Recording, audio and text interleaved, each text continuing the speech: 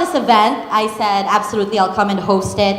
I think it's amazing, the fact that all of you are here and 20 amazing startups, which I'm so excited to learn about as well. So I'm not gonna hold you guys up any longer. I just wanted to introduce myself, and I'm gonna be your host for today. I don't usually do this, usually I report, but I was joking with Nix. I was like, usually what Maria Ressa, my boss, will do is she'll throw me into the field and just say, okay, go live. So it's pretty much what I'm doing right now. So I'm gonna ad-lib through this whole thing, and I'm really excited just to hear what everybody else has to say, as I'm sure all of you are, okay?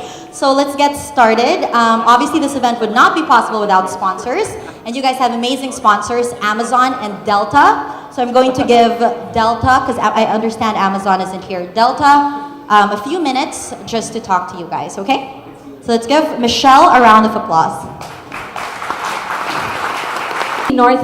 Northwest Airlines, we've merged and now we are Delta. We fly daily to Japan, Narita, and Nagoya, and from there we fly to 365 destinations in the US.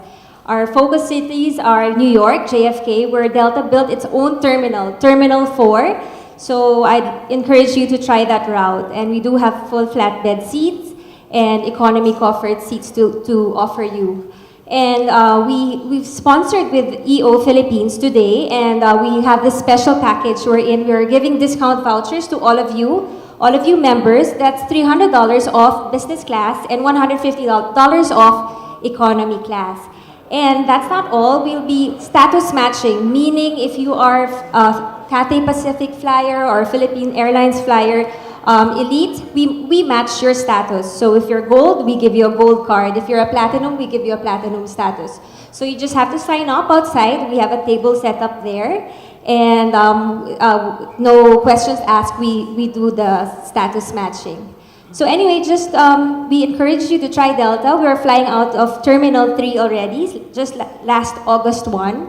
So it's a very new experience for us. We're the first to fly out of Terminal 3. So thank you again for inviting us, and we're very much honored to be here present today. Thank you. It's good to see you after 3 years. I've gained a little weight. My name is Steve Benitez, and I'm the president of EO. Thank you very much for coming over to this event. It's the first of its kind in EO history. There is no other room that I'd rather be than be in this room this afternoon. Startups, tech, entrepreneurs. What a deadly combination. When you put all these three together, many exciting things happen. Oh, by the way, I see Manny, Paul, former member, still members of EO, right? Has something changed? Representing the VCs. Well, if you put the VCs together in the combination, I'm talking real danger there, right? So, we have for a lot of guests here this afternoon, and for the sake of those who are not aware of what EO is, allow me to introduce to you EO by means of numbers. So EO is an international organization based in Washington, D.C. We have over 10,000 members all over the world, with 145 chapters spread over 48 countries. We employ over 2.2 million people, and each company averages $59.7 million as revenues. The average age is 42, and if we were a country, we would be the 23rd biggest in the world, with over $565 billion combined revenues. In the Philippines, we were formed in 1996. We have grown to be 128 members, employing over 56,000 people, with an age range of 31 to 54 years old.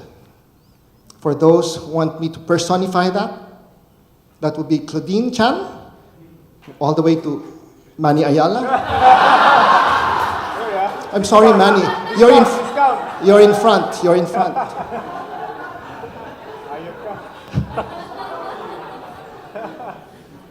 And the median age Philippine chapter is 42. I don't have to tell you that I'm below that age, right? EO was also listed in the Forbes magazine's best 10 business organization in the world. And we were ranked as number 1. So that's EO in a nutshell. But what is really EO all about? EO is about learning and growing among peers. Learning from presentation from you guys who will be presenting later on, and growing, hopefully after the presentation, growing our bank accounts. But anyway, EO is, as an organization, is really dedicated to transforming the lives of entrepreneurs who transform the world. So having said all of that, I'd like to thank the people behind this event.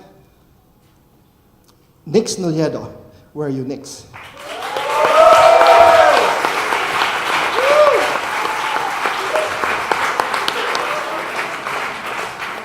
When Nix floated the idea to me over 2 months ago, I had no doubt. I said, let's do it. And he did it. And the one who made it happen, I'd like to acknowledge the learning committee led by our learning chair, Eileen Wan.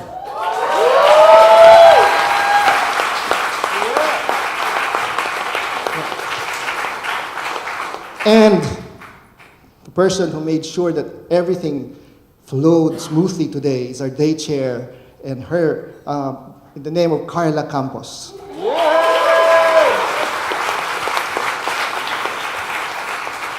And to all the committee members, thank you very much. So without any further ado, I'd like to hand this over to Eileen. Thank you. Enjoy the afternoon. Our speaker today needs no introduction, but I will introduce him because he's so shy, he didn't want me to introduce him. When we opened up this event, all slots were immediately filled up. Our speaker today is not a stranger to us. In a recent talk of his, which I attended, there were many repeat attendees. The talk was so well rated that we had to do another one to satisfy everybody. There was the Australia members were here and they said this is the best talk we've ever attended in EO. So I'm very honored to introduce our very own Nix Nolledo. Nix has co-founded and invested in over 20 businesses within the mobile, e-commerce, and digital media sectors since 1999. He is founding director and former president of IMAP, the Internet and Mobile Marketing Association of the Philippines, a founding director of the Digital Commerce Association of the Philippines, and is a member of the Philippine chapter of EO Entrepreneurs Organization. Nix also sits on the board of directors for a number of well-regarded consumer technology companies, including Surpass, if I said that properly, Pinoy Exchange, Rappler, and My Regalo. Nix recently became venture partner at Wavemaker Pacific, the Singapore-based member of the DFJ Global Network. We are very excited to have Nix here today. Let's give Nix a big round of applause. So, the event is really more about the 20 startups. I think it's less about me. A bit embarrassing that the name of the event became Elevation Pitch with Nix Nolledo. It's really Elevation Pitch with the 20 different businesses. I just really wanted to pave the way for the next generation of entrepreneurs who'll be taking our place. That's really what they are. So my role here is to do a quick introduction on to the world of technology. I've been living it for the past 15 years. A lot of us here at EO, control a lot of very established businesses, but we don't really realize how large this space can really be. So really, I'll start off with a quote, Sir Mark Andreessen, who said, "Software is eating the world." And that's quite true, as many traditional software companies are making tons of money, $407 billion industry. And they're really printing money, so to speak, with ridiculous margins. Microsoft at 75%, all the way up to a 91% margin for Salesforce.com. Which is quite, if you think about our traditional businesses, where do you find your cost of goods sold being just 9% of your selling price? But the internet by itself is also quite transformative. Just look at the advertising industry where online spend is already at $121 billion mark. Where in this day and age, advertisers are turning themselves or transforming from that which interrupts us from consuming the content we really like to instead becoming the content that we as consumers choose to consume. So that's really changing quite dramatically. And those platforms that allow advertisers to engage their users best have tremendous scale. Where you'll have someone like Google who captures our interest doing 2.16 trillion searches in the past year alone. Or YouTube, if it were a television channel, it would be the largest in the world, with over 1 billion viewers watching 6 billion minutes of video each and every month. Or the likes of Facebook, who sits and allows conversations to happen amongst us, to the tune of 1.7 trillion likes, and at the same time, 1.3 billion monthly active users.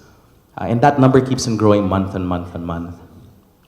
Or even something like the way games has transformed the way we entertain ourselves. People aren't just listening to music or watching television shows anymore. They're engaging in interactive entertainment. Where you'll have games like Candy Crush doing $1.5 billion in revenue. I think in a recent quarter, Candy Crush generated more revenues than all of Nintendo's games combined in one quarter. So this is one game. Or Puzzles and Dragons, which did $1.36 billion in revenue in 2 countries, Japan and China alone. And it's just a mobile game. Where if any of your kids played Clash of Clans, the company that developed it, 51% of that business was purchased for $1.5 billion by SoftBank recently. So more and more game developers are taking advantage of this space. Or e-commerce. A number of us here in EO or in retail, it's a $1.5 trillion industry already. That's how large the e-commerce market is. Where Alibaba does 3 times the revenue of Amazon. So this is happening in a neighboring country, China. Or in South Korea, where people shop, instead of using shopping aisles, they're shopping using wallpaper. Ultra high-res wallpaper are the displays. Or even Amazon investing heavily in innovation and looking at how can drones deliver packages to any point in North America in 30 minutes. Or even patenting technology such as predictive selling, where they know what you're going to purchase before you actually click on the buy button. In the case of mobile, it's an ecosystem that has been created which generates $2 trillion of revenue for all of its stakeholders. Globally, there are 6.9 billion mobile subscriptions, but even the telcos themselves are starting to feel disrupted. An app like WhatsApp does 60 billion messages every single day. Can you imagine a single app does more messages, 3 times more messages, than all of the text message volume of all the telcos combined in the world every single day. And they aren't just using it to message each other. So Xiaomi, which is a mobile phone company in China, has actually sold 150,000 phones in under 10 minutes through an app, WeChat. So it's starting to turn into malls. And these little messaging apps are starting to turn into malls. They're not just a way for us to connect to each other, they become ways for us to buy. Or go to a place like Kenya, where M-Pesa is the means by which 60% of all transactions in that country are facilitated. Can you imagine 60% of the GDP of a single country is transacted through the phone? So we really are moving from an age of hyper-consumption to collaborative consumption. Where people are saying, why do we really need to own stuff? Why can't we just share? So with Airbnb, they now have more hotels than Hilton. Or rather, they have more rooms available for rent than the Hilton. They're disrupting hotels. Or Uber. Many of you may have taken an Uber ride coming here. Now an app is disrupting cabs. And it's actually making people wonder, why do I need to own a physical car? And that company's valuation, as of its last round, was at $18.3 billion. Or even clothes. High-end, high-fashion clothes. Why can't I just rent the clothes? Why do I need to actually buy them off the shelf? And when the runway sends clothes to you, they send you 2 sizes to manage the returns, just because of the commitment to customer service they have to their users. Or ELANs. Many jobs are starting to get disrupted. Why do I need to hire my own internal graphics designer, my own engineer? There are over 1 million people that you can hire and just pay them by the hour. And they have the skills necessary to provide the work that you would need. One of our sponsors, Amazon Web Services, they actually begged you to ask the question, why do I need to own my own servers? Why can't I just lease server space? And then you'll only pay up to the amount of capacity that you use. And at the same time, borrowing. If I can borrow from someone who is willing to lend me money without having to go through a bank, and they lend me at more attractive interest rates, why can't I do that? And it becomes a source of new revenues for people who have excess capital. So Southeast Asia is next, and things are happening here. What's pronounced here is the bottom stat, where there are actually more mobile subscriptions than people who live in Southeast Asia.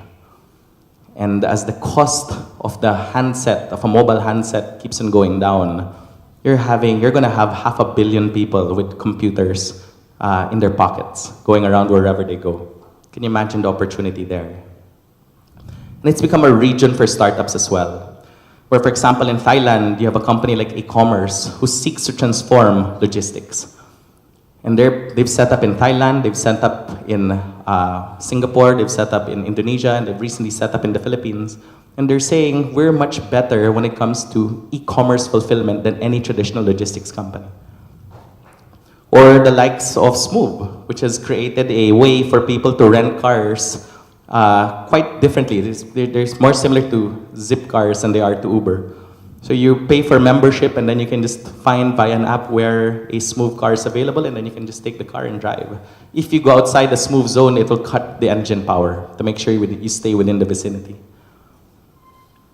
Or ultra-rapid 3D printing. I mean, you have that kind of technology available here. So this kind of innovation is happening in Southeast Asia, where we're going beyond just websites or online transactions. I know a lot of you are in construction. There's actually a construction marketplace out of Thailand called Bilk, where different members of the various value chain of the construction industry are interacting, finding better suppliers, lower prices, being able to source for projects. And mergers and acquisitions are happening in this part of the world. The past 6 years, $2.6 billion worth of technology exits have been disclosed. And the estimate is that's only 40% of all M&A activity in this part of the world. And if you look at the past 6 years, the value of the M&A activity has increased 20-fold. So more and more capital is starting to get poured into this space. Of course, here in the Philippines, there's actually a lot of action happening as well. We now have 40 million online users, 110 million mobile subscriptions, 25 million people in the mobile internet, and still a lot of internet cafes for those who want a bigger screen to access the World Wide Web. We are often called the social media capital of the world. And in fact, as a percentage of online users who are on Facebook, we are #1 in the world. And we're quite active on Twitter and YouTube as well. The digital advertising space is already $80 million and keeps on growing, although most of that goes to travel. But again, still a growing space. And we've had our fair share of exits. So a number of tech companies here have actually been able to sell their business. I think the opportunity really for the Philippines is to become the tech launchpad for companies from the West who want to enter Southeast Asia, because we have the ethnicity of Southeast Asia. But at the same time, companies from Southeast Asia who want to go to the West, because we are probably the most Western large-size population in emerging Southeast Asia. So in the next 2 hours, you will have probably the 20 most promising startups who will present to you. The start of each of their presentations, they will say, I'm either looking for clients, I'm looking for partners, or I'm looking for investment capital. So I thought it would be an interesting way because a lot of you keep on asking me, what are the opportunities here in tech in the Philippines? So rather than me having to try to explain about, to you guys who all of these startups are, might as well create a platform by which they can all present to you directly. Lastly, I'd like to leave you guys with a thought. If you believe that tech is a high growth sector, do you think it's worth putting 2% of your investable resources into it? So just a little food for thought for you guys. So there. So thank you, and I'll turn it over to Natasha to introduce the startups. So thank you all for this opportunity. I'm Farouk Morali. You know the whole story now. I'm the CEO of mClinica. So today, the objective of this pitch is literally clients. I mean, we just closed our funding round, so it is about seeking new clients. So what is mClinica? Well, first, let's look at the slides.